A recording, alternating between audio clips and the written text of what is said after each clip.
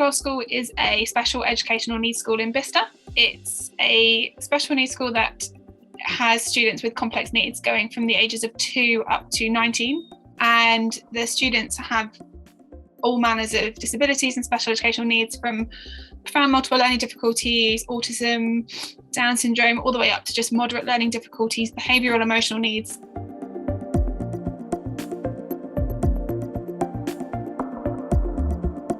But some of the biggest problems we have is that you're catering for such a wide ability. So I might have a student who's got really complex needs, who's in a wheelchair, who needs support to do absolutely everything, and who's really working on just kind of touch, less activities, and really using the senses to support her learning or their learning. And then in that same lesson, you might have students that are, that are functioning not at mainstream ability, but who could, with the right support, can achieve quite substantial amounts of and really work on the scientific aspects and the content of knowledge. So it's differentiation to a completely different level, really. So with that in mind, you then also have the problem that the science curriculum is just really, really broad.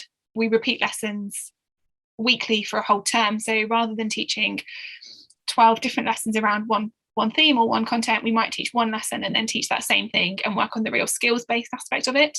So actually across a year, we'll only teach effectively 3 science lessons or 6 science lessons, depending on how your school structures it, as opposed to like mainstream, where you might be having 1 science lesson every week and you're covering sort of 40 different activities or 40 different themes. So it's really difficult to know what's the best thing to teach for our students.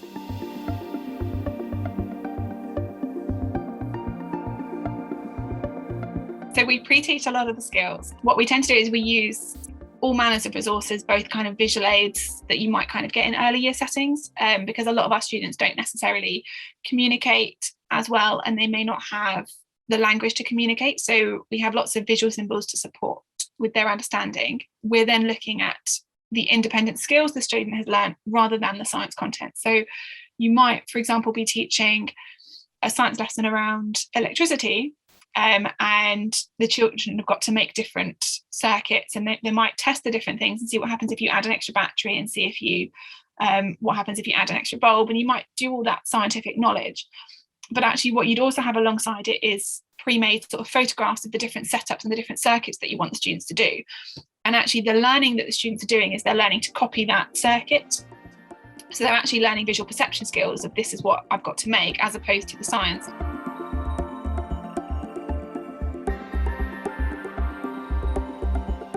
We applied for a Kickstart grant a few years ago. It was around the theme of diversity and getting students into looking at sort of careers-based science, careers-based subjects. The way that we approached it at my school was we looked at the types of careers that our students will have access to throughout their life, as opposed to the jobs that they might go into.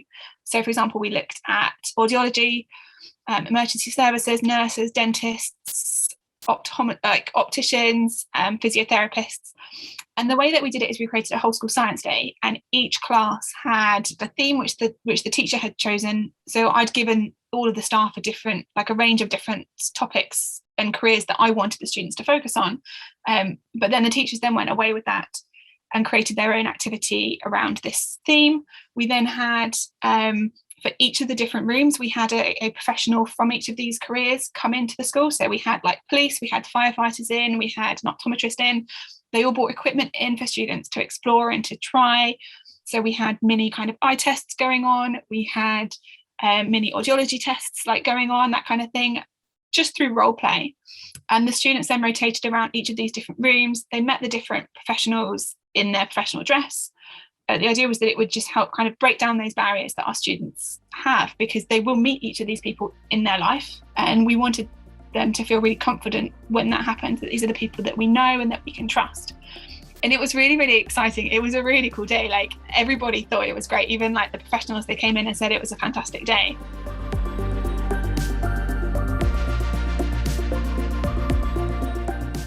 Specifically for other special needs schools, I would say use the opportunity to really create wow days. I think particularly in our setting, it's very easy to teach the same things over and over and over again, because you have to, because you're teaching skills-based knowledge rather than content-based knowledge.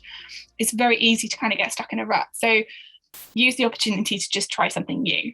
And the children love science. It allows them to explore the world and find out how things work. It allows them to experience activities in line with their mainstream peers, because science naturally differentiates itself out. So kind of go for it. And I think the two biggest things I'd say is, don't feel that your activity has to be, because it's a science day, it doesn't have to focus on just science. So in our science day, we focus on PSHE.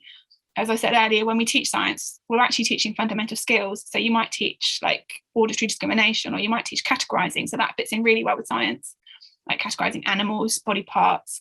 We did visual perception. There's so many different fundamental skills that our students need pre-teaching that actually, although you're teaching it through science, it doesn't have to necessarily be science. You could be having a communication theme or a PSHE theme, independent skills theme.